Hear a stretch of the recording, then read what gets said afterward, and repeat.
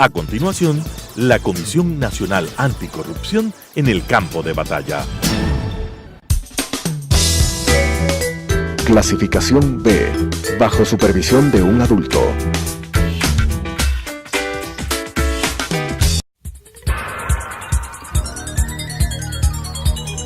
Las opiniones vertidas en este espacio por la producción y dirección del programa son de exclusiva responsabilidad de sus autores y de quienes intervienen en ellos.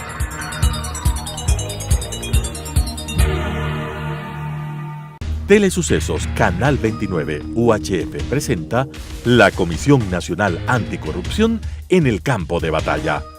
De tanto ver triunfar nulidades, de tanto ver prosperar la deshonra, de tanto ver crecer la injusticia, de tanto ver agigantarse los poderes en manos de los malos, el hombre llega a desanimarse de la virtud, a reírse de la honra, a tener vergüenza de ser honesto. La Comisión Nacional Anticorrupción en el campo de batalla. La Comisión Nacional Anticorrupción en su programa aquí en Telesucesos tiene el gusto este día de tener entre sus invitados a Cristian Zurita. Y nos acompaña como siempre su miembro activo, Simón Espinosa. Bienvenidos. Sí, yo Cristian, estoy muy honrado de tenerte aquí porque, respetable audiencia, con Cristian trabajamos varios años en la revista Vistazo y ahí se fue él forjando como un investigador fino, muy preciso y sobre todo incansable y valiente. La prueba es que con Juan Carlos Calderón y con Cristian Zurita aquí presente, escribieron un libro que provocó la furia del señor presidente Rafael Correa y les demandó por muchos millones de sucres, ¿no? Pero no vamos a hablar de eso. Pero eres bien fogueado y entonces mi primera pregunta es: ¿por qué Odebrecht en América Latina, pero particularmente en Ecuador, pese a ser una empresa que construye bien, nos ha traído la maldición y ha sido, en último término, un mal para el Ecuador? Muchas gracias por la invitación. Quien en verdad se siente honrado de contar, de haber sido invitado esta noche, soy yo, por contar con ustedes, Simón, con quien aprendí a hacer periodismo en mis primeros años. Yo cuando apenas era un chiquillo joven, claro, pues, trabajé y recibí las primeras enseñanzas periodísticas de ética y otras cosas mucho más importantes de Simón. Así que la deontología periodística. Yo me siento extremadamente muy agradecido por eso y pues es un privilegio que pocos periodistas tienen efectivamente en esta vida, ¿sí? Haber contado con la experiencia de Simón cuando uno inicia en la carrera. Y bueno, entrando al tema, está entrevistando un antiguo cronista y periodista del comercio. Así es que estás entre dos fuegos. Sí. Comercio, Vistazo, juventud y ¿qué decimos? edad dorada. No, Sí, plateada es en este caso. Edad plateada. Bueno, Es plateada, por eso estamos hablando de la corrupción. Sí. Pues. Bueno, Tal cual, sí. Prosigue, mi querido Bueno, Cristian. a ver, hay que establecer con claridad los fundamentos de lo que significa Odebrecht en el Ecuador. ¿Sí? Ellos logran insertarse en la contratación pública a inicios de los 80 con todas estas obras que se construyeron en la Corporación de Estudios de la Cuenca del Río Guayas, CDG, y desde los años 80 hasta el año 2007 aproximadamente, ellos se encargaron de todo, de construir todos los sistemas de riego en la Cuenca del Guayas por un monto aproximado a 3.500 millones de dólares. Estamos hablando desde el año 80 hasta el año 2007. ¿sí? Hablar de esa cantidad es respetable. Por supuesto, Claro. a lo menos en el Ecuador del Así pasado, así es. me refiero pasado antes del 2007, hablar de una suma tan grande, en verdad era oneroso, una gran cantidad de dinero. De allí quedó establecido todo un sistema de contratación que siempre lo manejaron a gusto, ¿sí? Y cuando entra la Revolución Ciudadana no fue la excepción. De hecho, quien pone o establece las personas que tenían que tomar decisiones en CDG es Fabricio Correa, que de alguna manera tenía acercamientos y representaba a empresas brasileras que eran subcontratistas de Odebrecht. Entonces tenían abierto todo el camino para las nuevas contrataciones. El caso Odebrecht entra en un quiebre en América Latina en el 2008, cuando se descubre los hechos de corrupción cometidos en la Central Hidroeléctrica San Francisco, en los cuales había aproximadamente 208 errores al momento de la inauguración de la central, y luego el colapso total de la central. ¿Sí? Esto no se hubiese conocido si no hubiese sido por la prensa. La prensa es quien encuentra el caso, investiga el caso y revienta el caso. ¿Sí? Y quien entra a negociar directamente con Odebrecht es el entonces presidente del Fondo de Solidaridad, Jorge Glass. Yeah. Es quien da la cara con respecto al gobierno en una posición como muy, muy clara de las necesidades de defender los intereses del Estado con respecto a los errores cometidos por Odebrecht. Yeah. ¿Sí? Y él entiende, él comprende cómo se manejan, él vive los actos de los brasileros, se indigna y el presidente de la República luego los termina expulsando. ¿Sí? Así fue. ¿Por qué los termina expulsando el presidente? El presidente de la República entonces, Rafael Correa, los expulsa porque se siente traicionado a sus principios, porque él tenía un acuerdo previo con Odebrecht, y eso ya lo sabemos 10 años después, pero entonces no sabíamos que Odebrecht había financiado su campaña, su primera campaña a la presidencia, y no sabíamos que desde que fue ministro de Finanzas en el periodo del presidente Palacio, él ya había acordado las obras que tenía que realizar Odebrecht en el Ecuador. Entonces le aparece este tema de San Francisco, le estalla en la cara, se siente defraudado e infelizmente los expulsa. ¿Sí? El hecho de expulsar le genera dos caminos. ¿Sí? Dejarlos para siempre fuera de la contratación pública, pero Correa comete un error de cálculo gravísimo. ¿Sí? Decide enjuiciar internacionalmente en el Centro de Arbitraje de París a la empresa por todos los daños generados en el Ecuador, ¿sí? Y eso le significaba una serie de conflictos y problemas internacionales a la empresa, y para entonces pues el mundo no sabía que Lula tenía una relación estrecha con Odebrecht. Bueno, sí.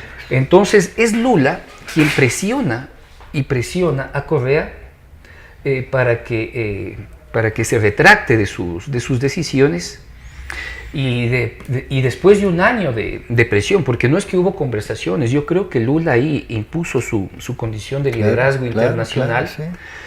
Y pues no tuvo más remedio que establecer el retorno, bajar la guardia y aceptar el retorno de la empresa. Y que entró con más fuerza. Entró con mucho más fuerza, y yo creo que Rafael Correa agachó la cabeza frente al liderazgo de Lula. Así es. Y dijo, bueno, aquí hagan lo que quieran, no me voy a pelear más. No sé, aquí un pequeño paréntesis, que esto de agachar la cabeza y aceptar el liderazgo de Lula. Cuando quiso, con el problema que hubo en Angostura, quiso otra vez llevarle al seno de eso. Delante de todos le trató como a un muchacho malcriado. Pero eso ya se superó, le dijo. ¿Qué tú vienes a decir? Hay cosas más importantes que tratar, así que no vamos a tocar ese tema. Y él se quedó calladito. Se quedó ahito, falseando su personalidad tan impositiva y tan autoritaria que tenía en todas partes. Entonces esto de la sumisión ante el liderazgo de Lula es una realidad. Y más que todo, él nunca pudo hacerlo sentir internacionalmente, porque, o sea, no podía, bajo ninguna circunstancia, pelearse con él. A pesar de que internamente él tiene que haber sentido unas derrotas enormes. De hecho, yo he llegado a estas conclusiones porque he tenido la oportunidad de conversar con varios colegas que fueron entrevistados en ese periodo que entrevistaron en ese periodo al expresidente Correa, y él siempre se refería a los temas duros, ¿no? Por ejemplo, relaciones con la guerrilla, el narcotráfico. Siempre terminaba de hacer alguna referencia en que Lula sabía mucho más cosas que él. Pero también Brasil, que ha sido país garante de nuestros problemas fronterizos, Brasil ha sido siempre muy despectivo y desdeñoso con nosotros, ya desde los tiempos de la Real Audiencia de Quito. Ellos, los portugueses de Brasil, pues ahuyentaron a los indios de la Amazonía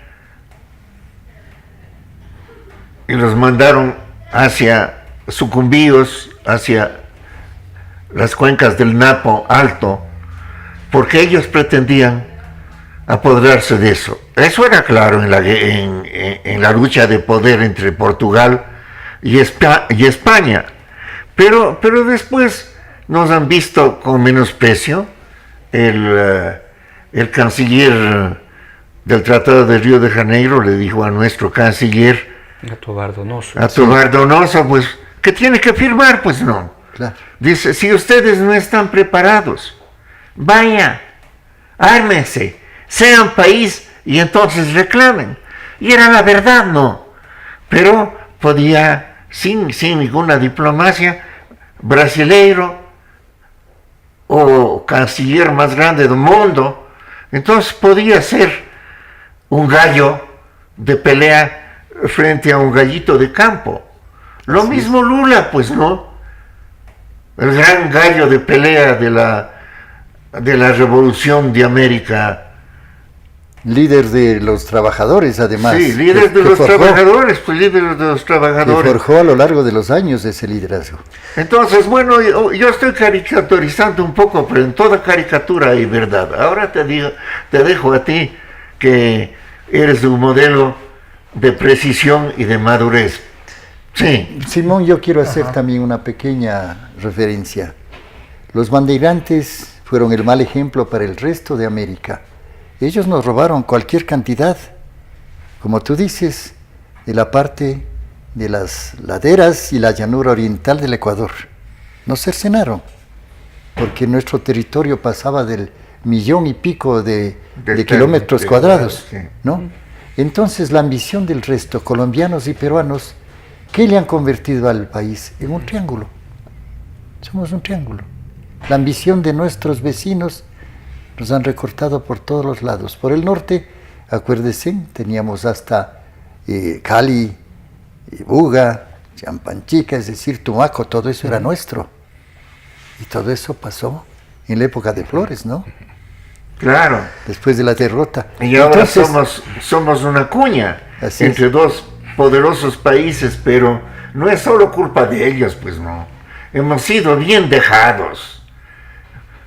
No, porque, sí, pues, ese es el problema grave del Ecuador. Y lo que está pasando con las Fuerzas Armadas, 10 años de prácticamente desmantelarle a la institución. Sí. Bueno, pues sí, esa es una condición que es real, pero un poco en la tónica de los criterios que ustedes han señalado es cierto. Entonces, tenemos una primera etapa de un sometimiento de Rafael Correa frente a los intereses de Lula. ¿Sí? Tenemos un operador de los negocios de Odebrecht, que es el vicepresidente de la República, ¿sí? Ordenado definitivamente por el presidente Rafael Correa. Claro. ¿Sí? Y luego del escándalo, ¿sí? Tenemos aún la injerencia enorme de Brasil, ¿sí?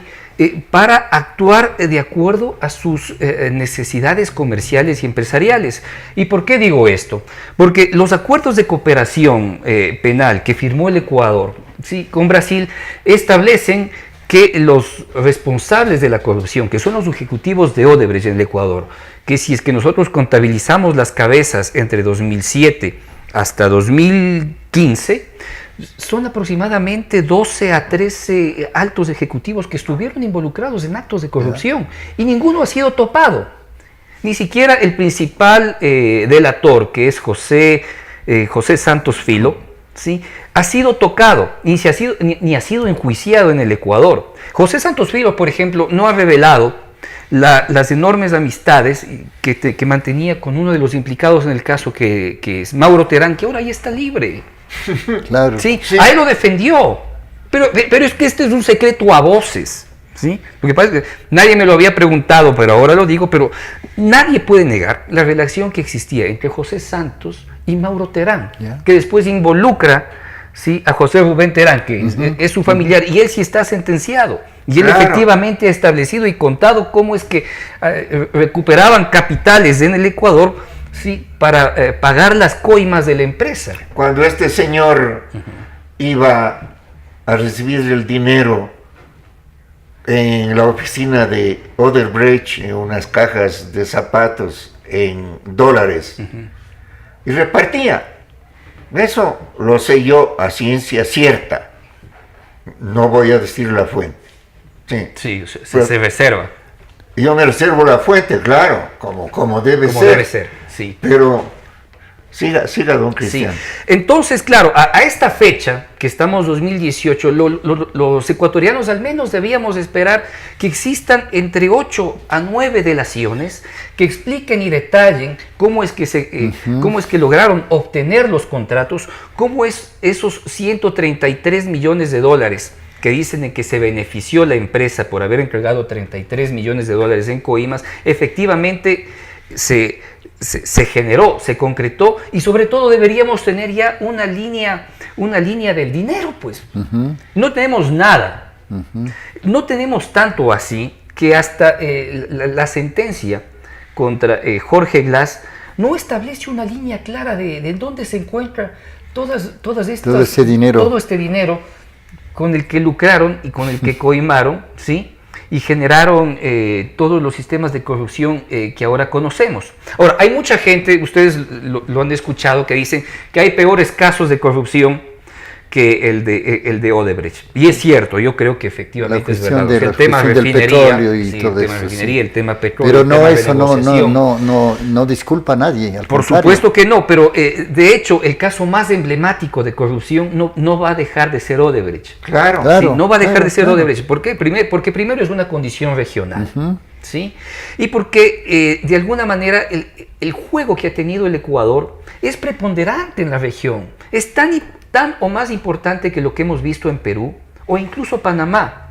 Y un caso particular, por ejemplo, Luis Mameri, que fue el superintendente de Odebrecht en Ecuador aproximadamente 7, 8 años. Así es. Luego de sus actos en el Ecuador y sus buenas relaciones, él fue nombrado director del Departamento de Operaciones Estructuradas. Es decir, el director de la Oficina de Cohecho y Corrupción. ¿Sí? ¿Y cuál fue la escuela de Luis Mameri? El Ecuador. O sea, a él le premiaron en ese cargo luego de haber ocupado o desarrollado su principal experticia como superintendente de la empresa en Ecuador. Entonces juega un papel preponderante este hombre, ¿sí?, al cual el fiscal Galo Vaca Mancheno, ¿sí?, Carlos Vaca Mancheno, sí, ni siquiera se ha preocupado en decir públicamente que lo van a llamar. O sea, mutis completo. Entonces lo que observamos es un sistema de fiscalía que no ha estado a la altura de encontrar, o digamos que no ha tenido la experticia para hacer la investigación adecuada, cubierto, sí, por el fiscal Chiriboga anteriormente, que era obviamente hasta una cierta relación familiar con el expresidente Correa, y este hombre, Carlos Vaca, que efectivamente lo cubre a toda costa. O sea, el trabajo de Carlos Vaca, si es que efectivamente es descalificado en la Asamblea Nacional dentro del juicio que se le va a otorgar, el gran trabajo será ver qué efectivamente se encargó de perder con respecto a este tema. Sí, ¿no? Entonces, Bueno, ¿y en qué queda todo esto, pues? por ahora la trágica noticia... Porque esto es una urdimbre tenebrosa. Sí, la trágica noticia es que esto no está quedando en nada. ¿Ya? Es el O gran problema. sea, lo que hablábamos, Simón, Sí. todo esto de las cosas que se dicen y no se hacen, como esto de entrar a lo profundo de la corrupción mediante una cirugía especial, no ha pasado Y nada. me temo que el Consejo de Participación Ciudadana, con todo el respeto que me merece, sobre todo a mi querido doctor Julio César Trujillo, mi querido y Darwin, admirado coronel Hernández, ellos van a poner todo el empeño, pero yo creo que van a ser frenados en alguna forma. Y espero que logren limpiar algo, pero eso no es tarea de 9 meses, pues no. ¿Cuánto se han tardado Brasil en limpiar? ¿Cuántos años? Pues todavía no lo logra y no es que tiene el mejor gobierno para Para hacerlo. claro, está implicado el presidente. Sí, por supuesto que sí. Además golpista, ¿no?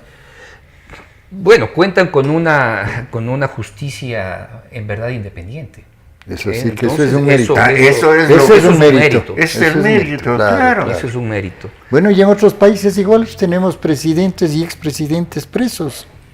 El mejor ejemplo es Perú. Claro, y aquí no pasa Claro, nada. pero En Perú aquí, están todos. aquí la justicia, ¿cómo vamos a salir de la corrupción si no se purifica la justicia? Pues a fondo, ¿no?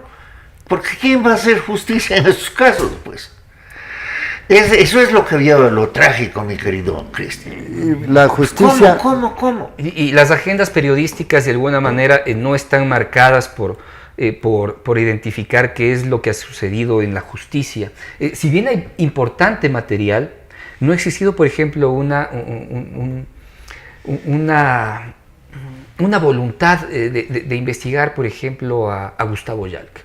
Yo creo Sí. que investigar a Gustavo Yalc es central, Así es. pero nadie ha tenido la voluntad, ¿sí?, editorial de hacerlo. Puede ser por varias condiciones, porque efectivamente el periodismo ecuatoriano está en ciernes, ¿sí? Las condiciones del periodismo de investigación han sido prácticamente destruidas. Destruidas, O sea, es otro tipo de periodismo en reconstrucción. Entonces, este momento existe un proceso de reconstrucción que primero pasa por lo económico. Así Porque es, si es que un claro. periodista no recibe recursos, no vive. Claro, Simplemente así tiene que es. buscar otro tipo de actividades Así para es, sobrevivir. así Claro, es, ¿y cómo? Primero no vive y segundo, sin recursos, ¿cómo investiga? No se Pues puede. no. Claro, Entonces se claro. hace lo que buenamente se puede. Sí, al buen tuntún, ¿no? sí. Aquí hemos estado enseñados estos últimos 10 años a lo mediático, pero enseguida nos olvidamos. El país tiene un pie cojo en cuanto a la memoria colectiva. Porque los paradigmas políticos en los 10 años de Correato, pues efectivamente cambiaron. En realidad nadie se acuerda qué es lo que sucedió ya. Así es. O sea, nadie se acuerda que hubo enormes apagones. Ese rato, sí, No ese sé, rato. nadie se acuerda que hubo enormes contrataciones para solventar los apagones. Sí, nadie ha hecho una investigación de cómo mismo se contrataron las eléctricas. Claro. Y justamente marcado por una brutal política de comunicación que se gastaba $560,000 al día. O sea, la propaganda. La propaganda. Entonces, con Ah, una Entonces, propaganda que tres nos cosas: abordan. el silencio, la mentira y la publicidad, Publicidad. que era la que cubría todo eso, ¿no? Tremendo. Respecto a estas fallas, apenas un 35 o 40% de toda la millonada que se gastó en las eléctricas está funcionando. El resto está congelado, varado, con la lamentación de que no se han hecho bien los estudios y que no se han concluido las obras. Ahora, Cristian, ¿qué se sabe de todo eso que se gastó en las tantas empresas de gestión de la cuenca sobre el río Guayas? Porque se decía que se integraba todos esos grandes territorios agrícolas que no tenían agua. A ver, existe una obra extremadamente consolidada en los en los primeros 10, 15 años de obrar de la empresa Odebrecht, que o sea, la vemos, es un trabajo consolidado que terminó incluso con hicieron bien, la entonces. Inauguración de proyectos como Daule Peripa y la represa Marcel Añado de Wind, que no es que lo hicieron bien, o sea, hay algunas investigaciones que nunca han podido culminarse y que tienen que explicarse. Por ejemplo, entendemos que en el espejo de aguas de Daule Peripa, explicaban algunos técnicos, si es que bajaba el nivel del espejo del agua bajo los 80 metros, se generaban ciertos problemas de cavitación en las tuberías, y eso tenían que solventarlo de alguna manera, y la forma en que encontraron es construyendo el proyecto multipropósito Baba, que transporta las aguas, ¿sí? Del río Baba hasta el Daule Peripa, y con eso efectivamente aumentaban el nivel del espejo de agua y se libraban de ese problema. Pero el proyecto Baba estaba entre las necesidades en el puesto 14 para construir, entonces del puesto 14 le subieron al 2 para dar paso. ¿Sí? Esos temas que ya parecen tan atrás, o sea, hace 15 años, en realidad nadie va a investigar. Nadie va a investigar. Y es una relación que efectivamente la empresa logró hacer a sus anchas, porque Odebrecht manejó el país a su gusto y a su antojo. Yo solamente te agradezco un minuto. Yo creo que nosotros en Latinoamérica hemos sido el Huasipungo de Colombia, de Perú, de Brasil, y nos han violado a gusto, aprovechando nuestra sed de dinero, y nuestra tontería también, y nuestra pasividad de paraíso verde bajo el sol. Primaveral y con falta de identidad.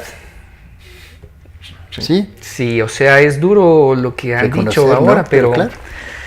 Pues si es que no tenemos esperanza como país, no tendremos futuro, así que... Bueno, digamos lo que siempre dice la gente, que no nos roben la esperanza, y que la esperanza es lo último que se pierde.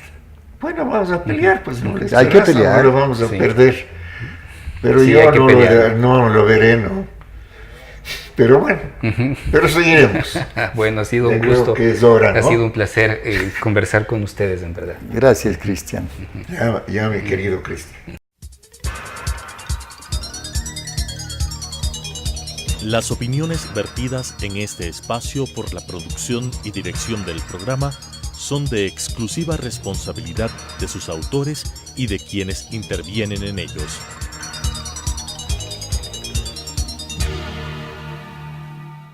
Telesucesos Canal 29 UHF presentó la Comisión Nacional Anticorrupción en el campo de batalla.